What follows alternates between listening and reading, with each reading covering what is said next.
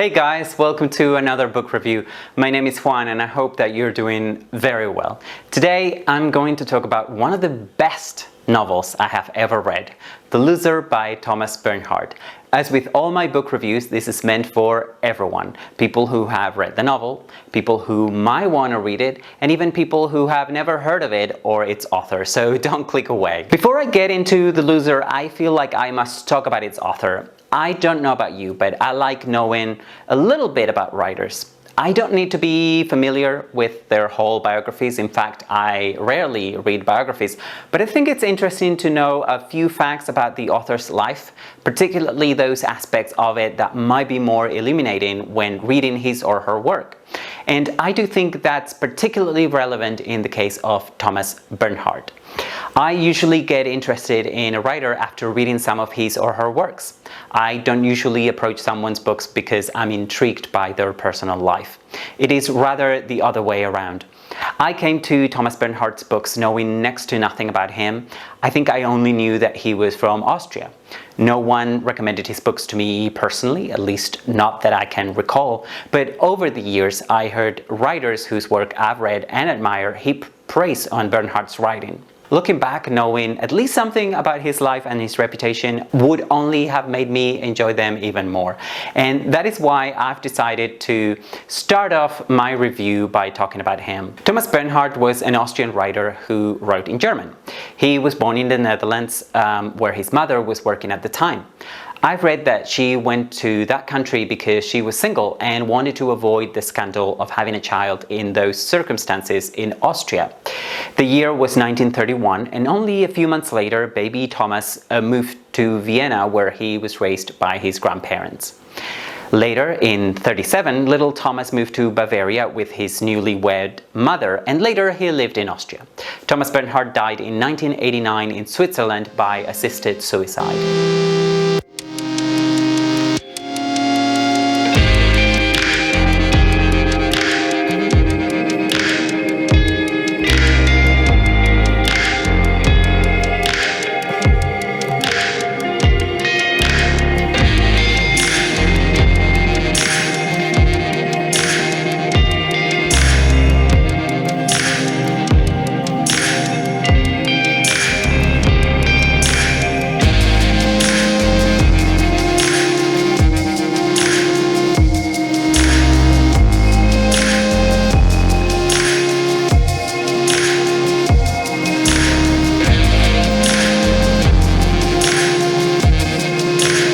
But let's talk about his ideas and his work. I think that's a lot more interesting than making a list of known facts about his biography that anyone can find online.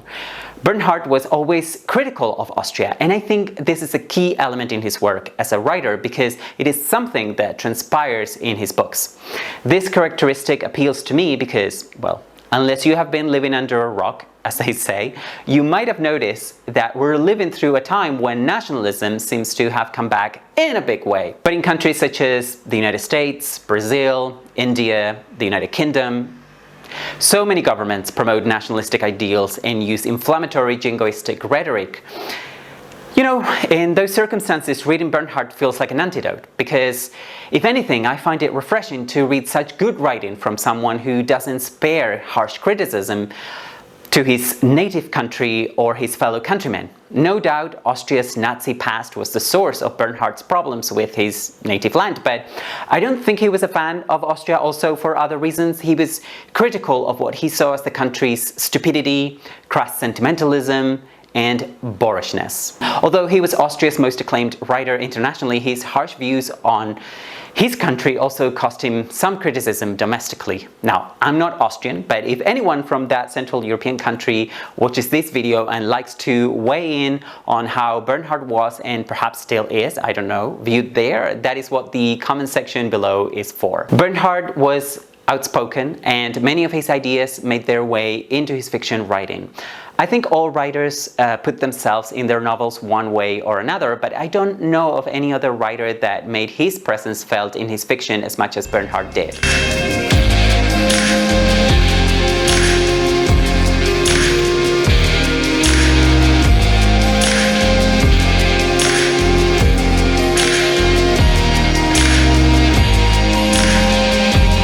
If what you're looking for is a novel with a traditional plot, a linear structure, likable characters, etc., then do not ever pick a book by Thomas Bernhard. If, on the other hand, you want to experience fiction writing that is captivating from the first sentence to the last, you could do a lot worse than choosing The Loser or any other novel by Thomas Bernhard. The Loser was my first Thomas Bernhard novel, and I think it can be an excellent starting point if you have never read anything by him.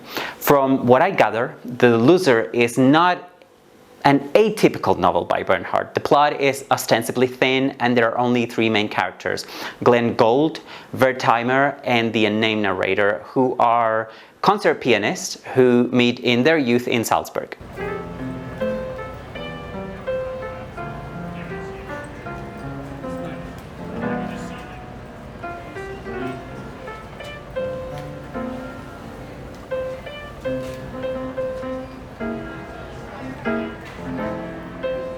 As you probably know, Glenn Gould was a real-life Canadian pianist. He died in '82 and is considered by many the best concert pianist in the 20th century. It is not surprising then that both fictional characters, Wertheimer and the unnamed narrator, be in awe of Gould.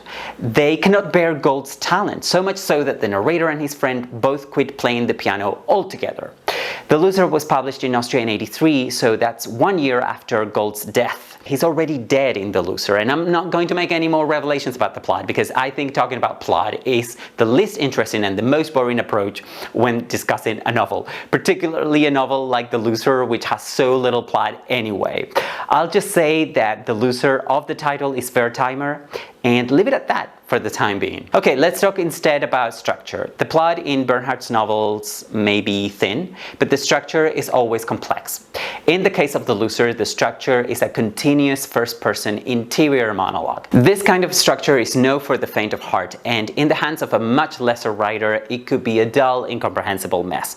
But in the hands of Bernhard, it is captivating. Because the narrator displays his obsessions and there is a repetitive nature to them, I would even say that the prose here is hypnotic. If you're the kind of reader that is put off by prose with no paragraphs and running sentences, challenge yourself with this novel.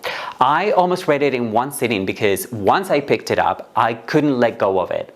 That's how compelling Bernhard's writing is. As complex as the narrative structure is and as large as the potential for confusion may be due to the changes in verb tense without any obvious transitions, the prose here is incredibly fluid. 3 decades have passed since that encounter between the unnamed narrator, his friend Wertheimer, and Glenn Gould in Salzburg. The Loser is about Wertheimer and how that early encounter in his music career triggers self-destructive impulses in him. The Loser is mainly a collection of thoughts and memories by the narrator. Anecdotes, digressions, rants. Through them, we learn many things about him and mostly Wertheimer. The narrator stops playing the piano and moves to Madrid, where he tries to write a book about Glenn Gould. Wertheimer himself also tries to write a book called The Loser, which is not the book we are reading. It's a different Loser. If you are wondering what happens in the novel, the answer is very little. Practically nothing happens until almost the last few pages. The narrator is in a state of paralysis for most of the narrative. In the last few pages, the narrator refers to some conversations he has with several people about Wertheimer, and that's the part of the book that is the most revealing about the complex character that is Wertheimer. I don't think I've begun to scratch the surface about structure, but I don't want this review to get too technical. If you're going to read or reread this novel after watching this video, and I really think you should, I would just ask you to pay attention to the number 3, okay? There are 3 characters and 3 superimposed plots. Think about that as you read on, and you will probably get a lot more out of this novel. But is the structure and the rhetorical devices that Bernhard deploys what make The Loser so great? I don't think so. Firstly, because there is nothing really original about them. Bernhard is not an experimental or innovative writer. Now, I don't believe there is such a thing as the traditional novel. There are different traditions, but some of the techniques used in the Loser can be found as far back as the 17th century, for example, in Don Quixote, and others are used by many 20th century writers, so Thomas Bernhard is not really doing anything original here. What I think makes the Loser such a compelling read is its deadpan humor. There is more than just a touch of the absurd, not so much in the events that we are told about, but in how they are presented to us. All those repetitions and hyperboles, exaggerations in the narrative, confront the reader with the absurdity of life. If you read the Loser in English translation, you might need some time to adjust to its long sentences and complex grammar. I wish I could read the Loser in German, so I could truly appreciate what Bernhard does with language and how he puts syntax to the service of his aphorisms, hyperboles, and digressions. I have linked to both the German language edition and the English translation by Jack Dawson in the video description, so you can buy them from the book depository, which, by the way, delivers worldwide without charging any delivery fees. If you buy this book or any other using my links, I'll get a small commission. It won't cost you anything extra, and you will be supporting my channel. If you have read the Loser, let me know what you think in the comment section down below. And if you like this video, do not forget to like, share, and subscribe. Thanks for watching. I hope to see you again very soon. Bye for now.